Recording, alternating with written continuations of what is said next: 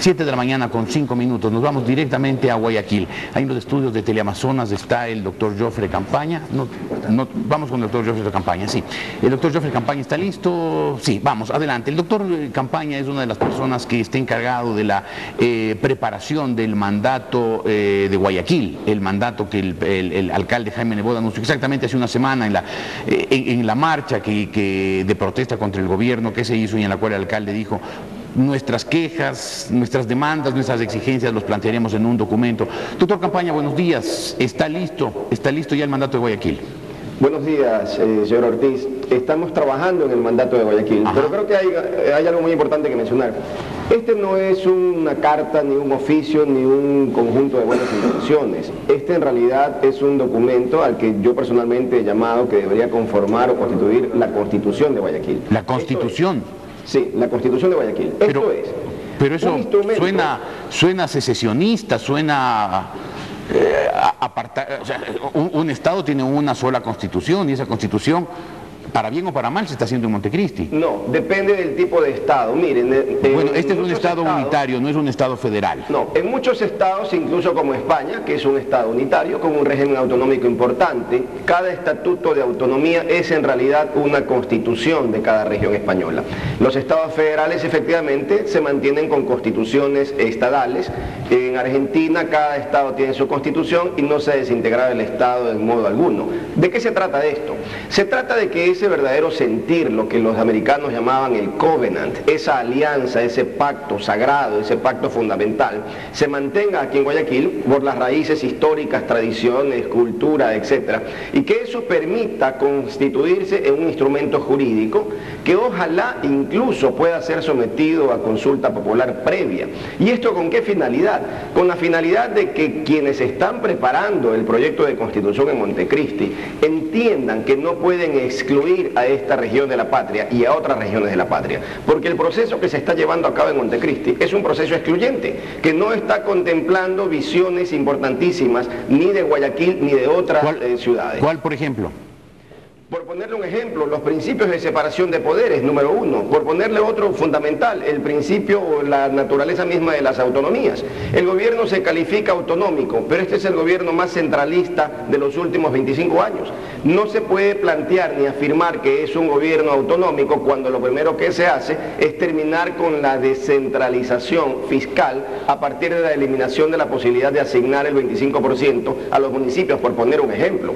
Entonces, encontramos que hay muchos puntos absolutamente que nos separan de la visión centralista del gobierno y por eso es que tenemos que plantear una constitución local que pueda integrarse a partir de estos principios claros en una constitución nacional que nos permita una coexistencia pacífica en los próximos años.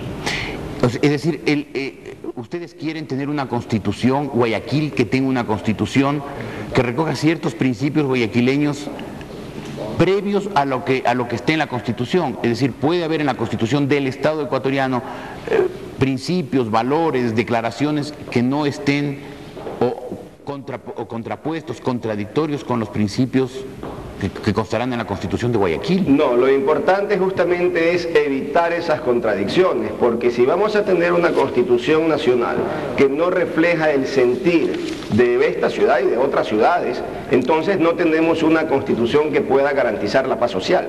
Lo que buscamos es que con estos principios, llámese mandato, llámese Constitución de Guayaquil, la Asamblea tenga en cuenta qué es lo que pensamos y que pueda articular el pensamiento local con el pensamiento nacional, justamente como un elemento para garantizar la unidad nacional. Lo último que queremos es secesión.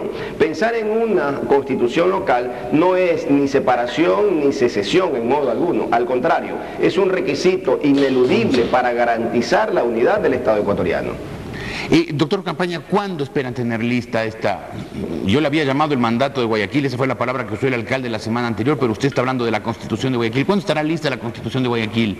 Yo espero que podamos tener este documento listo en 2 o 3 semanas, para lo cual hemos ya empezado reuniones con importantísimos sectores de la ciudad, estudiantes inicialmente, estudiantes universitarios, que además tienen una claridad importantísima sobre lo que está pasando en el país, tienen una preocupación enorme, 120 120.000 plazas de trabajo se requieren al año solamente para el sector universitario y vemos que no se crea ni una sola y por el contrario, las pocas plazas que existen poco a poco van disminuyendo. Entonces, aspiraciones, afinidades de ese tipo son las que probablemente estarán contempladas en este mandato, en esta Constitución, y es un proceso que tomará 2 o 3 semanas, un proceso intenso de reuniones con muchísimos sectores. Es decir, a mediados de febrero estará lista la Constitución de Guayaquil. No me gustaría poner una fecha exacta, pero creo que es un proceso de 2 o 3 semanas, así es. De acuerdo. Y allí ojalá podamos avanzar muy rápido. No solamente mi propuesta personal, que no es una propuesta en este momento oficial, ni mucho menos, es que ese mandato, esa Constitución pueda ser sometida a consulta local. Ojalá esto fuera posible. Es decir, hacer un referéndum en el Cantón Guayaquil para ver si los guayaquileños aprueban esa Constitución. Exactamente, y tal vez no solo en Guayaquil, tal vez en Guayaquil, en la provincia del Guayas, tal vez en otras provincias que se sumen a este sentir, con lo cual, si tenemos esa consulta previa, Montecristi tendrá que necesariamente tener en cuenta... No hay plazos. Y no actuar como no calzan los plazos, doctor Campaña. Minimizando la posibilidad del mandato. No calzan los plazos, doctor Campaña. Es decir, el gobierno anunció ya que su asamblea constituyente terminará la Constitución el 24 de mayo. Estamos hablando de mediados de febrero, estamos hablando que tendrían 90 días desde el día en que ustedes tengan su Constitución y el día que la asamblea constituyente aprueba la Constitución del gobierno, habría 90 días, o sea, no habría plazo para el referéndum. Bueno, podría ser, es una posibilidad y yo he hablado de que sería conveniente esa consulta previa. En el evento de que no dieran los plazos, que creo que ajustándolos un poco sería posible, pero en el evento de que no fuera posible, al menos esa Constitución entraría en un juego importantísimo, en un juego democrático me refiero, para que cuando tengamos que votar, no tengamos que hacerlo sobre la base de una Constitución excluyente que probablemente el asesor Roberto Viciano envíe en los próximos días a la Asamblea y podamos hacerlo sobre una visión integradora de una ciudad importantísima. Usted me está diciendo que un asesor español del presidente de la República está haciendo la Constitución que será enviada a Montecristi y ahí será aprobado el señor Viciano Pastor. Bueno, al menos está asesorando en ese proceso. Pero usted dio a entender que Viciano hace la Constitución, la manda a la Asamblea Constituyente y ahí los 90 asambleístas del gobierno levantan la mano y la aprueban como hicieron con la ley tributaria, o sea, bueno, casi sin discusión. Evidentemente hay fondo y forma. En lo formal se cuidarán de que no sea el señor Roberto Viciano quien la envíe, sin lugar a dudas. Y tratarán de hacernos creer que es el resultado de las mesas itinerantes que se están programando, cuando todos los ecuatorianos sabemos que eso es simplemente una política de distracción para hacernos creer que estamos en un proceso democrático, cuando en realidad estamos en un proceso de levantamanos que es tremendamente grave. O sea, ¿usted cree que lo de Montecristi, la asamblea es una farsa? Ah, pero por supuesto, una gran farsa nacional, un gran engaño Nos están nacional. Engañando a todos los ecuatorianos, pero ¿usted en realidad cree eso? Pero por supuesto y sin duda, pero sin ninguna duda. Uno puede imaginarse que si bien en el bloque del gobierno debe haber muchos, como usted llama, levantamanos, pero también hay gente de otro nivel, de buen nivel, que seguramente no van a estar ahí de mansos borregos simplemente esperando que el señor Viciano Pastor les mande desde Quito la Constitución para aprobarla en paquete. Mire, lamentablemente por sus hechos los conoceréis y vimos que en la mal llamada ley de equidad tributaria, que eso no es ley y por tanto no obliga a nadie, en esa mal llamada ley tributaria no hubo ningún tipo de análisis ni de debate. Allí lo que hubo fue un proceso inmediato, rapidísimo, tipo flash, para simplemente tomar, levantar unas manos, votar sin que siquiera se diera opción a los 2 debates que se planteaban en el reglamento y sin que exista ninguna posibilidad de que fruto del diálogo, del debate, de la discusión pueda salir un documento consensuado que sea bueno para el país. ¿Qué fue lo que pasó en Montecristi con esa ley? Un proceso de levantamiento. Bueno, ¿qué pasó ahora con el mandato número 2? Esa es su visión. Ojalá no sea así y creo que tenemos que creer, que debemos creer que no va a ser así, que la constituyente de Montecristi va a hacer la Constitución y no van a hacer toda esta farsa de hacerse los que se reúnen y tienen mesas de trabajo para terminar después aprobando una Constitución que les mande el presidente Correa o el señor Viciano Pastor, como dice usted. En todo caso, la idea es hacer un referéndum, que Guayaquil apruebe ese mandato o esa Constitución. ¿Con ella hacer qué? ¿Llevarla a Montecristi si es que todavía están a tiempo? ¿O decir esta Constitución rige en Guayaquil, diga lo que diga la Constitución de Montecristi? No, la idea es que la Asamblea tenga muy claro cuál es el sentir de Guayaquil y de otras ¿No cree que ya lo regiones. tiene claro después de la marcha del jueves pasado? Absolutamente no. Tanto no lo tienen claro que el presidente de la República, en un acto infantil, de soberbia infantil, tomó un símil de lo que pudiera ser un documento que pudiera reflejar el mandato de Guayaquil, lo tomó y lo tiró al piso y acusó, como siempre y es su costumbre, de pelucón a todo aquel que no está a su favor y que no le rinde pleitesía. Entonces yo creo que con esa actitud es claro que el gobierno no ha entendido el mensaje.